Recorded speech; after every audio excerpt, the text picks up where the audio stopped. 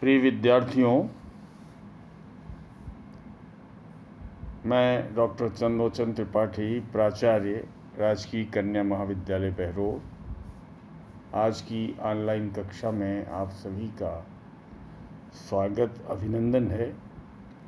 आज हम आचार्य कवि केशवदास कृत राम वंदना की व्याख्या की शुरुआत करते हैं।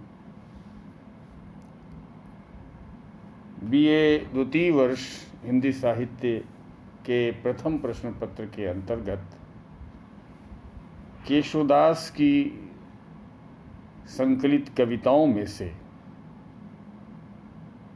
उनकी मंगलाचरण में लिखी हुई रामचंद्रिका जैसे महाकाव्य के मंगलाचरण में लिखी हुई इस राम वंदना की व्याख्या करने की कोशिश करेंगे। पहले इस कविता का हम पाठ करना चाहेंगे। पूरन पुराण अरु पुरुष पुराण परिपूरन बतावें न बतावें और उक्ति को दर्शन देत जिन्हें दर्शन समुझे न नेति नेति कहें वेद छाड़ी वेद जुक्ति को और जानिए है केशवदास अनुदिन राम राम रटत रहत न डरत पुनरुक्ति को रूप देहि अनिमाही गुण देहि गरिमाही नाम देहि महिमाही भक्ति देहि मुक्ति को। सबसे पहले व्याख्या करने के पूर्व ये बता देना आवश्यक है कि ये कविता केशवदास के रीतिकालीन कविता के प्रवर्तक के रूप में जाने जाने वाले केशवदास के महाकाव्य रामचंद्रिका का मंगलाचरण है। अब हम इसकी व्याख्या करने के लिए इसके संदर्भ को समझना चाहेंगे। प्रस्तुत काव्यांश केशवदास द्वारा रचित उनकी महाकाव्यात्मक रचना रामचंद्रिका के राम वंदना शीर्षक से उद्धृत है। इस कविता में भगवान राम की अनिर्वचनीय महिमा का बहुत ही चमत्कारपूर्ण चित्रण किया गया है। यहाँ पर कवि ने अत्यधिक भक्तिभाव से श्री राम को अनादि अनंत बताते हुए परमात्मा के रूप में, एक परम ब्रह्म के रूप में उनकी महत्ता का प्रतिपादन किया है। ये कविता इस प्रसंग रूप में अगर इस कविता पर हम विचार करें तो कहा जा सकता है कि यहाँ पर इस कविता में, इस मंगलाचरण के रूप में लिखी गई इस रचना में केशवदास ने राम को परम ब्रह्म के रूप में वर्णित करते हुए उनकी अनादि अनंत महिमा का, उनकी अनिर्वचनीय महिमा का गायन किया है। अब हम समग्रतः इस कविता की व्याख्या पर ध्यान केंद्रित करें। पूरन पुराण अरु पुरुष पुराण परिपूरन। श्री राम की महिमा अनिर्वचनीय है और उनकी कृपा सभी तरह की, सभी प्रकार की संपदा निधियां प्रदान करने वाली है। ये बतलाते हुए कवि केशवदास कह रहे हैं कि सभी पुराण, पूर्ण पुराण यानी समस्त पुराण और सभी प्राचीन पुराण अर्थात सभी प्राचीन पुरुष, सभी आप्त पुरुष पूर्ण बतावें ना बतावें और उक्ति को, उन्हें पूर्ण पुरुष या परिपूर्णतम परमात्मा बतलाते हैं सारे पुराण और सभी आप्त पुरुष, प्राचीन पुरुष अर्थात आप्त पुरुष श्री राम को परिपूर्णतम ब्रह्म बतलाते हैं, ना बतावें और उक्ति को, और इसके अतिरिक्त वो और कुछ नहीं कह पाते। दर्शन देत जिन्हें दर्शन समझे ना, श्री राम के जिस रूप को वेद वेदांत सांख्य और दर्शन शास्त्र भी नहीं समझ पाए,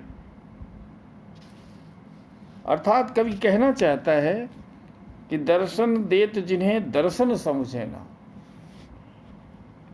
श्री राम के जिस रूप को सांख्य योग वेदांत और दर्शन शास्त्र भी स्पष्ट नहीं कर पाए हैं, वेद भी देति नेति कहें वेद छाड़ी भेद जुग, यहाँ तक कि वेद भी उनके संबंध में कोई वास्तविक बोध नहीं प्रकट कर सके हैं। अंततः वेदों ने भी श्री राम के बारे में नेति नेति कहकर, एक तरह से नेति नेति कहकर अपनी असमर्थता व्यक्त कर दी है, या नेति नेति कहकर उन्हें अनादि अनंत, उनके अनादि अनंत स्वरूप की ओर मात्र संकेत कर दिया है। ऐसी उन भगवान श्री राम की महिमा का नेति नेति कहें वेद छाड़ी भेद जुक्ति को, जान यह केशो दास अनुदिन राम राम रटत रहत ना डरत पुनरुक्ति को। कवि कहते हैं कि जब वेद भी उनके रूप का, उनके स्वरूप को व्यक्त नहीं कर सके, तो भला कौन परिपूर्णतम परम ब्रह्म परमात्मा श्री राम की महिमा का वर्णन कर सकता है। कवि आगे कहता है कि जान यह केशव दास, श्री राम की इस अनिर्वचनीय, इस शब्दातीत महिमा को जानकर केशवदास अनुदिन राम नाम का जप किया करते हैं। अनुदिन राम नाम का अजपा जाप किया करते हैं। एक प्रकार से केशव कहते हैं कि मैं बार बार राम नाम का रट लगाकर पिष्ट पेषण या पुनरुक्ति करता रहा हूँ, फिर भी मुझे इतना विश्वास है कि रटत रहत ना डरत पुनरुक्ति को। इस राम नाम को बारंबार रटने से मुझे इतना विश्वास है कि कोई पुनरुक्ति इत्यादि का दोष मैं नहीं कर रहा हूँ, क्योंकि कवि को विश्वास है, भक्ति भाव से ओतप्रोत कवि केशव को विश्वास है कि भगवान श्री राम के स्वरूप का चिंतन रूप देहि अनिमाही, उनके रूप स्वरूप का चिंतन अणिमा नामक सिद्धि प्रदान करने वाला है, और उनके नाम स्मरण से गुण देहि गरिमाई, उनके नाम गुण स्मरण से गरिमा नाम की सिद्धि प्राप्त होती है। और इसी प्रकार नाम देहि महिमाही भक्ति देहि मुक्ति को, उनका नाम स्मरण महिमा को, महिमा नामक सिद्धि को, और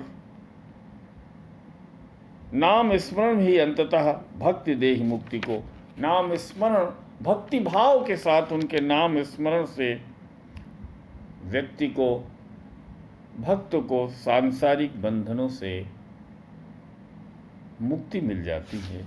अर्थात उनके नाम स्मरण भक्ति भाव से किया गया प्रभु श्री राम का नाम स्मरण जीव को सभी प्रकार के बंधनों से मुक्त कर देता है। इस प्रकार कवि इस मंगलाचरण छंद में यह कहना चाहता है कि प्रभु श्री राम की महिमा अनिर्वचनीय है, शब्दातीत है। यहाँ पर बहुत ही प्रणत होकर के टिप्पणी पर अगर हम इस पर कुछ बिंदुओं के अंतर्गत इस पर हम टिप्पणी करेंगे, और हम देखेंगे कि यहाँ पर पूरन पुराण अरु पुरुष पुराण जैसे इन प्रारंभिक पंक्तियों में के माध्यम से हम कह सकते हैं कि केशवदास को एक अलंकार चमत्कार प्रिय कवि के रूप में जाना जाता है, किंतु ऐसे छंदों में समाविष्ट चमत्कार को देखकर हम कह सकते हैं कि केशव की अलंकार प्रियता बहुत ही सहज स्वाभाविक है, महज प्रयत्न साध्य नहीं। इस मंगलाचरण छंद में श्री राम की शब्दातीत अनिर्वचनीय महिमा का और उन्हें परिपूर्णतम परम ब्रह्म परमात्मा के रूप में चित्रित करने का उपक्रम किया है आचार्य कवि केशवदास ने। यहाँ पर कवि ने श्री राम की कृपा से उनकी कृपा कोर या श्री राम की कृपा दृष्टि जिस भक्त पर हो जाए उसे 3 सिद्धियां प्राप्त होती हैं, इसका बहुत ही संश्लिष्ट निरूपण किया है।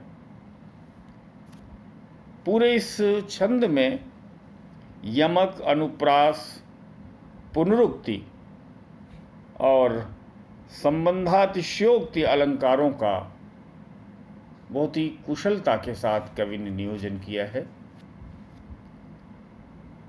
इस व्याख्या के माध्यम से कवि ने जिन पर वो महाकाव्य रचने बैठा है, इस मंगलाचरण के माध्यम से कवि केशव निर्विघ्न महाकाव्य संपादन की एक प्रकार से भूमिका भी रच रहा है। दूसरी ओर कवि केशव जो भक्तिकाल और रीतिकाल की संधि रेखा पर खड़े हैं, वो यहाँ पर एक भक्तिपरक ग्रंथ लिखने की प्रस्तावना भी उनकी सामने आती है। इस मंगलाचरण छंद के माध्यम से हम समझते हैं कि आज की यह व्याख्या आप सबके लिए केशव को समझने और केशव के प्रति और अधिक समझ विकसित करने में उपयोगी होगी। आप सब ने इस व्याख्यान को सुना, बहुत बहुत धन्यवाद।